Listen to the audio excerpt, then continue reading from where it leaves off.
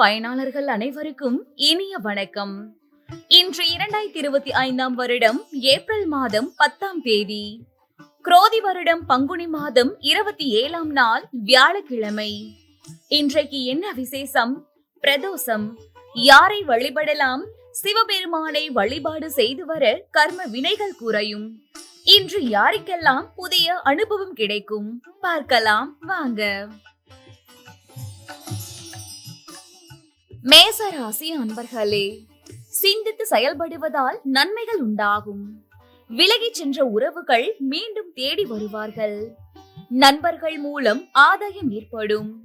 பெற்றோர் வழியில் ஆதரவு கிடைக்கும். ரிஷபராசி அன்பர்களே, மனதிற்கு பிடித்த பொருட்களை வாங்கி மகிழ்வீர்கள். புதுவிதமான துறைகள் மீது ஆர்வம் உண்டாகும். மாணவர்களுக்கு கல்வி தொடர்பான பணிகளில் மாற்றங்கள் உருவாகும். மற்றவர்களின் தேவைகளை நிறைவேற்றுவீர்கள். மிதுன ராசி அன்பர்களே, இழுபறியான பாக பிரிவினை கைகூடி வரும். வேலை செய்யும் இடத்தில் மேன்மை உண்டாகும். மனதளவில் இருந்து வந்த குழப்பங்கள் நீங்கி அமைதி உண்டாகும். திறமைகளை வெளிப்படுத்துவதன் மூலம் அனுகூலமான சூழல் உண்டாகும். கடகராசி அன்பர்களே, புதிய நபர்களிடம் தேவையற்ற விவாதங்களை தவிர்க்கவும். எதிர்பாராத சில அனுபவங்கள் மூலம் புதுமையான சூழ்நிலைகள் உண்டாகும். குடும்பத்தில் மகிழ்ச்சியான சூழல் அமையும். சம்பாதிக்கும் திறன் மேம்படும். சிம்ம ராசி அன்பர்களே, குணநலன்களில் சில மாற்றம் உண்டாகும். ஆரோக்கியம் தொடர்பான எண்ணங்கள் உண்டாகும். கணவன் மனைவிக்கிடையே புரிதல் அதிகரிக்கும். மறதி தொடர்பான பிரச்சனைகள் உண்டாகும். கன்னிராசி அன்பர்களே, மனம் விரும்பிய செயல்களை செய்து முடிப்பீர்கள். உயர் அதிகாரிகளிடத்தில் அனுசரித்து செல்லவும். தேவையற்ற விவாதங்களை தவிர்ப்பது நல்லது. எதையும் சமாளிக்கும் மனப்பக்குவம் உண்டாகும். துலாம் ராசி அன்பர்களே, சகோதரர்களால் சிறு சிறு கருத்து வேறுபாடுகள் ஏற்படக்கூடும். தம்பதிகள் ஒருவருக்கொருவர் அனுசரித்து செல்லவும்.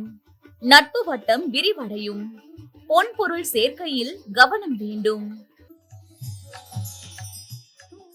விருச்சிக ராசி அன்பர்களே, குடும்பத்தில் ஒத்துழைப்பு உண்டாகும். உங்கள் கருத்துக்களுக்கு மதிப்பு அதிகரிக்கும். வரவுகளால் சேமிப்புகள் மேம்படும். இணையம் சார்ந்த துறைகளில் புதிய வாய்ப்புகள் கிடைக்கும். தனுசு ராசி அன்பர்களே, நீண்ட தூர பயணங்களை மேற்கொள்ள வேண்டி வரும். உத்தியோகத்தில் இருந்து வந்த சங்கடங்கள் விலகும். முயற்சியில் லாபம் காண்பீர்கள். ஆன்மீகம் சார்ந்த காரியங்களில் ஈடுபாடு உண்டாகும். மகர ராசி அன்பர்களே, குழந்தைகளிடம் தேவையற்ற விவாதங்களை தவிர்க்கவும். கொடுக்கல் வாங்கலில் கவனம் வேண்டும். மற்றவர்களுடைய செயல்களில் தலையிடுவதை தவிர்க்கவும். சமூகம் சார்ந்த பணிகளில் இருப்பவர்களுக்கு அலைச்சல் மேம்படும்.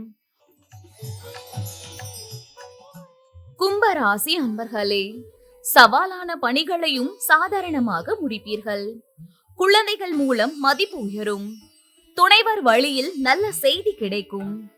சுபகாரியம் சார்ந்த பேச்சுவார்த்தைகள் சாதகமாக இருக்கும். மீன ராசி